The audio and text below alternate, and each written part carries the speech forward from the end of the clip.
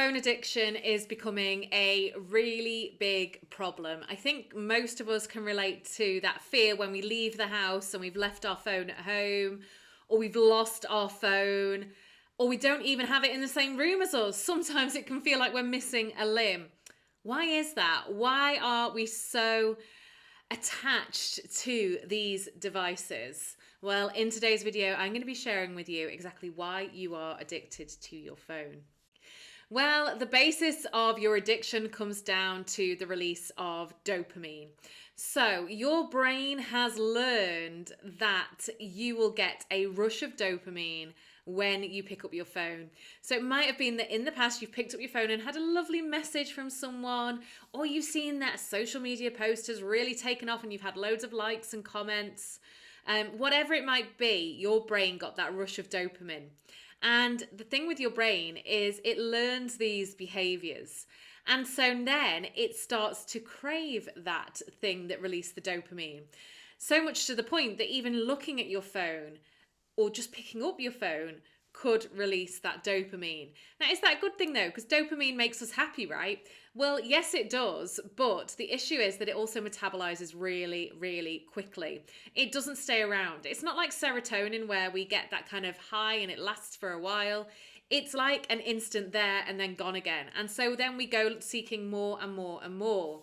And often we'll scroll for ages to find that one post that might give us that great dopamine hit. And so really it does all come down to your brain. So technically it's not your fault, but that doesn't mean you can't overcome it. By all means, we can take steps to reduce that addiction, but it's very much like anything, like if you love chocolate, you'll probably get that dopamine hit as soon as you have that chocolate bar in your hand, and then you eat the chocolate and you afterwards you don't feel better for it. You don't think, I feel fulfilled, I can go about my day feeling happy. Actually, chances are you're probably wanting more. You're probably wanting more of that hit. It's why we often overfeed ourselves with the wrong food, seeking that dopamine hit. So really, so much of it does come down to dopamine. Now, the next issue is that app developers know that.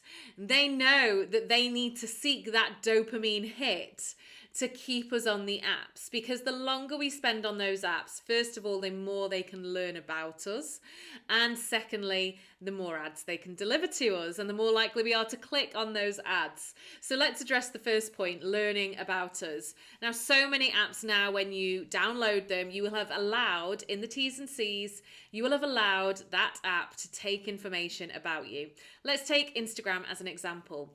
Every time you stop and watch a reel, or you stare at a certain post, or you look at certain stories, the app is learning all about you. It's understanding your behaviors and what appeals to you.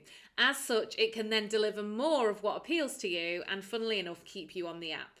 If the apps were deathly boring and every single post just really switched us off, or we weren't interested in anything, we're not going to pick up our phone and look at that app. However, the more they learn about us, the more content they can deliver that is highly applicable to us. And on top of that, the more ads they can deliver that are highly applicable to us, which is the most important thing for these apps, because that is where they generate income.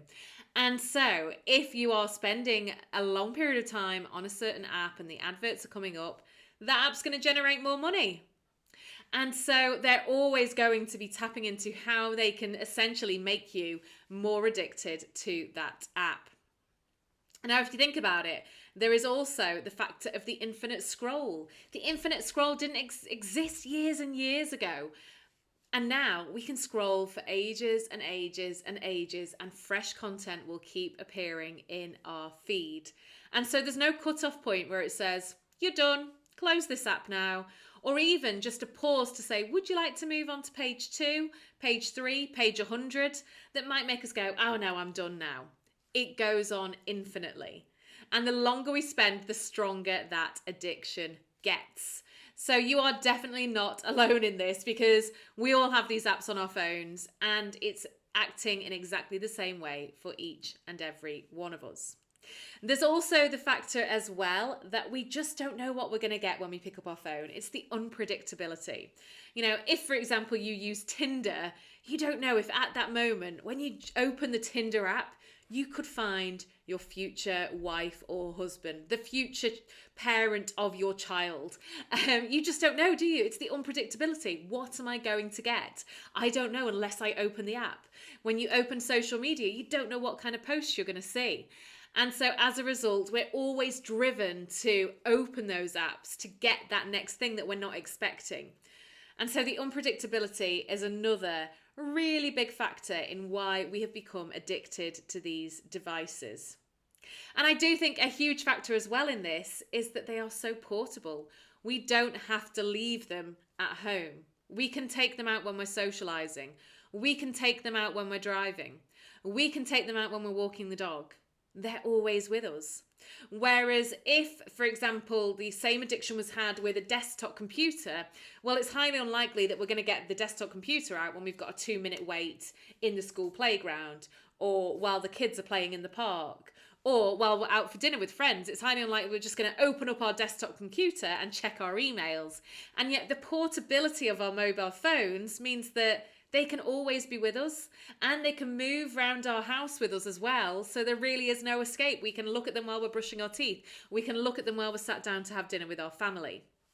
And so that's another really big factor. We can have them with us all the time. And so as a result, we're constantly thinking, it's just there, just pick it up, just go on. Our brain's telling us this because of dopamine. It's kind of like if you are a smoker and you've given up, but you've still got a pack of cigarettes in your pocket. They're going to be speaking to you, aren't they? They're going to be saying, come on, just one more cigarette, just one more. Because that is the nature of addiction. We have to kind of physically put ourselves away from the thing that we are addicted to. But with our mobile phones, we rarely do that. In fact, there is a fear of being without our phone. It's called nomophobia. The fear of being without our mobile phones. And I do believe a vast majority of society do have nomophobia. So let me tell you this, first of all, you're not alone. You are not alone in your phone addiction at all. So many of us now are addicted to our phones. In the UK, iPhone users spend on average 4 hours a day on their phones. You're not alone. There's no way we need to be spending 4 hours a day on these devices. So if you'd like to find out more about how you can limit your phone use, particularly if you're a business owner, because I do think that the amount we use our phone is holding back our business success, then you may be interested in my brand new course, Use Your Phone Less for Business Success.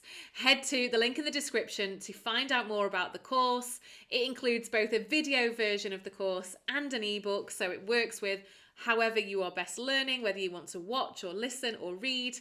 And it will definitely help you use your phone less, not eradicate it completely because they are such a useful tool. I am definitely not anti-phones, but I do think it's important that we take action to use our phone less and live a fantastic, more fulfilled life. Bye-bye.